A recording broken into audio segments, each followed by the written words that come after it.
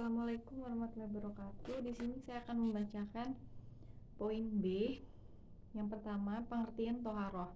Toharoh adalah membersihkan diri, pakaian, dan tempat dari najis dan hadas, sehingga seseorang diperbolehkan beribadah yang ditentukan harus dalam keadaan suci. Yang kedua, pengertian wudhu. Wudhu menurut bahasa artinya bersih dan indah, sedangkan menurut syarah artinya membersihkan anggota wudhu untuk menghilangkan hadas kecil. Yang ketiga, syarat sah wudhu. Menyiramkan air secara merata ke semua anggota tubuh yang dibasuh, menghilangkan apa-apa yang dapat menghalangi sampainya air ke anggota tubuh yang dibasuh. Berhentinya segala yang membatalkan wudhu ketika wudhu dimulai seperti haid, nifas, dan hadas kecil. Wudhu saat memasuki waktu ibadah dan masih memiliki uzur atau berhadas seperti menetesnya air seni.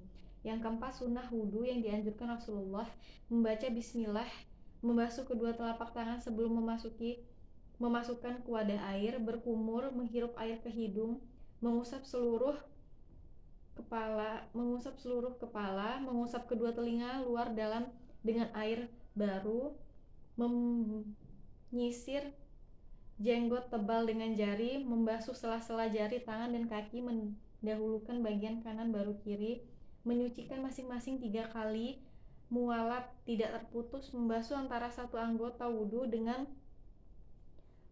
lainnya harus dilakukan tanpa terputus. Perkara yang membatalkan wudhu: keluarnya sesuatu dari kemaluan, melahirkan tanpa keluarnya darah dan nanah, muntah, hilangnya kesadaran, menyentuh kemaluan, tertawa terbahak-bahak ketika sholat. Pengertian tayamum: tindakan bersuci dari hadas kecil atau hadas besar tanpa menggunakan media air, tetapi dengan pasir, debu, atau tanah. Tayamum ini dilakukan sebagai pengganti wudhu atau mandi wajib. Syarat sah tayamum: ketiadaan air bersih secara kasat mata dan syarah. Secara kasat mata misalnya seperti dalam berpergian dan tidak ada air, sedangkan menurut syarah, air yang ada hanya mencukupi untuk kebutuhan minum saja. Jauhnya tempat untuk memperoleh air yang diperkirakan sekitar 2,5 km untuk bisa mendapatkannya. Kondisi sangat dingin jika menggunakan air karena tidak ada sesuatu yang dapat mengembalikan kehangatan tubuh. Rukun tayamum: membaca niat nawaitu tayamuma liistibahati sholati fardholillahi ta'ala, mengusap wajah dengan debu, tanah, atau pasir. Caranya, letakkan 2 belah tangan di atas debu untuk diusapkan ke wajah. Usap wajah dengan debu atau tanah sebanyak 2 kali usapan. Mengusap kedua tangan sampai siku.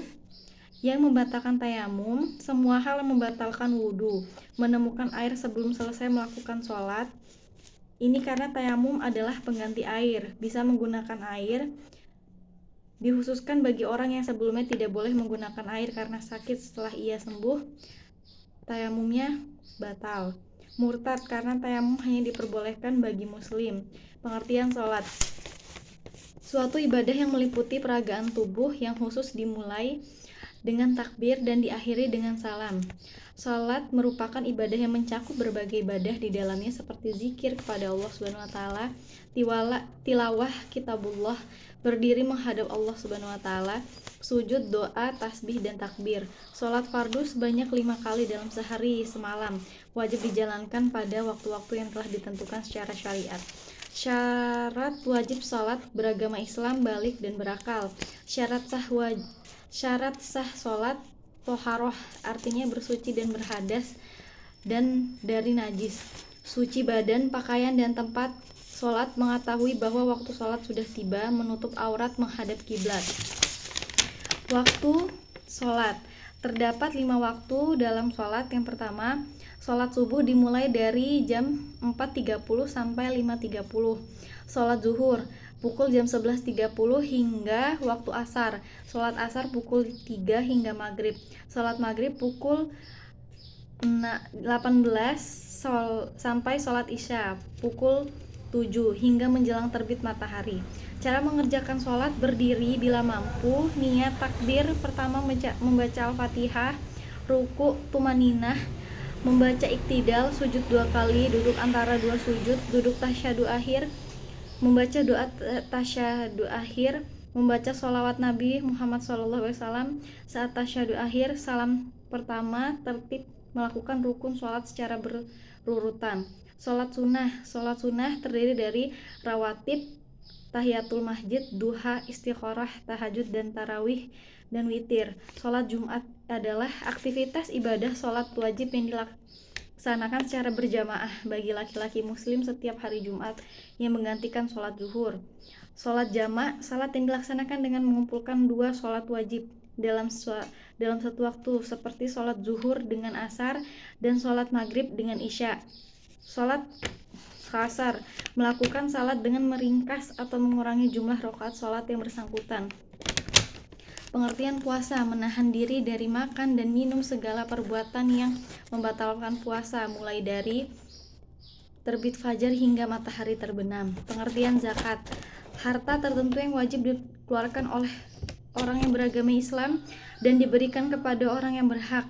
Pembagian zakat kepada fakir miskin, amil zakat, mualaf, riqab, budak, khorimin, orang yang berhutang, fisabilillah, ibnu sabil, orang yang kehabisan bekal dalam perjalanan.